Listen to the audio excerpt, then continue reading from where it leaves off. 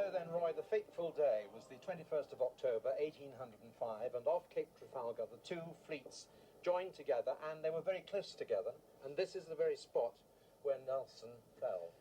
The Victory collided right into the Redoutable, and the captain closed all his gun ports down, and all the men were fetched onto the main decks and the fighting tops.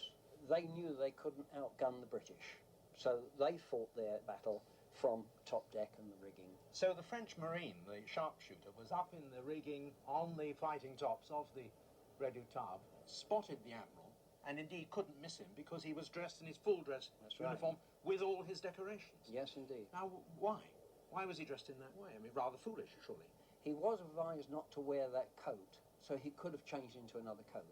But Nelson, being the man he was, he wanted to see that he was in command, he wanted to set an example to his men. What better thing to wear that uniform that he was entitled to? And the musket ball came down and hit him where?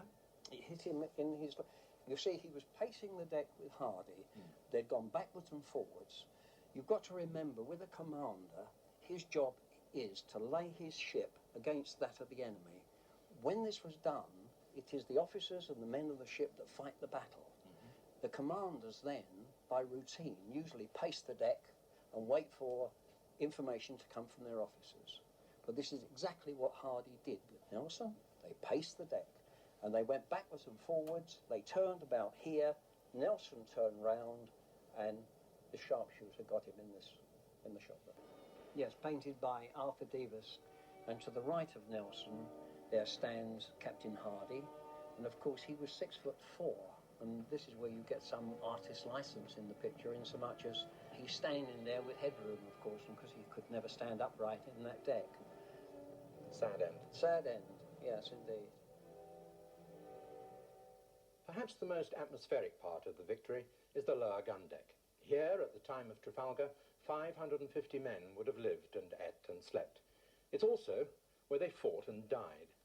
But what I find so fascinating is the way in which the language of Nelson's Navy continues to influence our language today, the very words and phrases that we use. The men had their meals at these wooden tables which were slung between the guns. The meals were served to them on square plates, hence a square meal. When and if they were punished, it was with the cat of nine tails. But before punishment could begin, the cat had to be let out of the bag. And, of course, in these confined spaces, there was very little room to swing a cat. When a man could identify the sailor who was going to lash him, he would try to persuade him not to hit him too hard, not to cause deep cuts or wounds on his back. So, you scratch my back, and if the tables are ever turned and I inflict punishment, I'll scratch yours. But the story I really like the best concerns the deck of the ship itself. The planks were laid fore and aft in a straight line, but you couldn't do that when you came to the extreme port and starboard side because of the curvature of the ship's side towards the bow. And so the last plank on each side became known as the devil, because, frankly, it was a devil of a job to fit it. Hence, when you were between the devil and the deep blue sea, you were nowhere. The culture of Nelson's Navy has many echoes in the English language of today. Launched in 1765, perhaps the most remarkable thing about HMS Victory is that she's still very much a commissioned ship and serves as the flagship of the Second Sea Lord. She has a permanent crew and, of course, a captain. Commander, it must be considered quite an honour in the Royal Navy to be the captain of HMS Victory.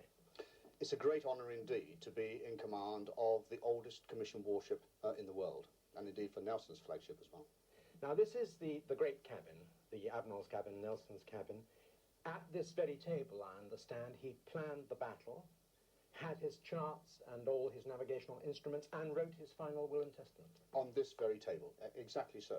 And it was here, and in this cabin, that Nelson would have got all his other captains around him to discuss how they're going to defeat the Spanish and the French on that fateful day.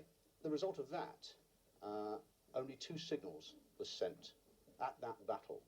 One of them was the great signal, England expects every man to do his duty, and the other signal actually was engage the enemy more closely. So that is the Nelson touch. That is what Nelson really is all about. He's up and at them. Absolutely, up and at them. He went round to his sailors that morning to spur them on and say, well done, lads, we're going to fight today, we're going to win today. And he knew he was a great morale booster. But he had other qualities too, as well as purely leadership. He was a tactician, but a gunner, wasn't he? Because it was because he insisted that his men could fire at a quicker rate than the French, that we were getting off more shots. Absolutely.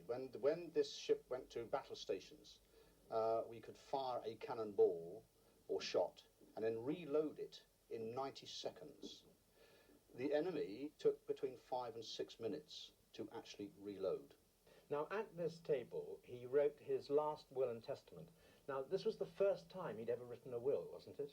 Well, actually, this is the codicil to his will. So he had written a will before, but this was an amendment. But before Copenhagen and the Battle of the Nile, there was no amendment. No. So do you think, therefore, because he did it before Trafalgar, that he had a premonition of his end?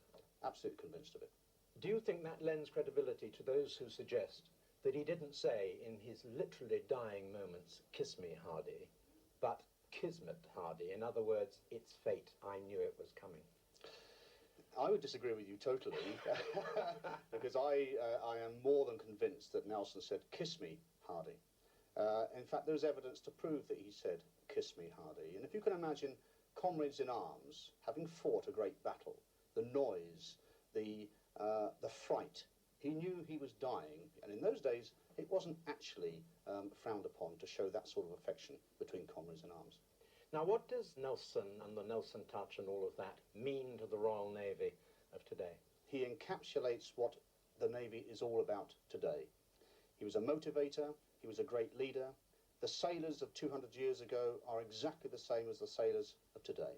But I think what is more important and what really does make Nelson a hero is that he died in his finest hour. And that, I believe, is what heroes are made of.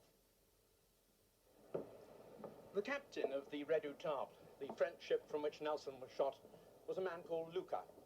His great-great-great-great-grandson is now an admiral in the French Navy. Recently, he was on board HMS Victory for a dinner in Nelson's cabin with the British admiral. And so, after nearly 200 years, a symbolic reconciliation of the British and the French navies. From Portsmouth until next week, when there'll be another Antiques Roadshow special. Goodbye. And that's at the same time, 7 o'clock next Wednesday. A reminder also that the programme for would-be experts returns on Sunday here on BBC One. The Great Antiques Hunt begins at 7:25.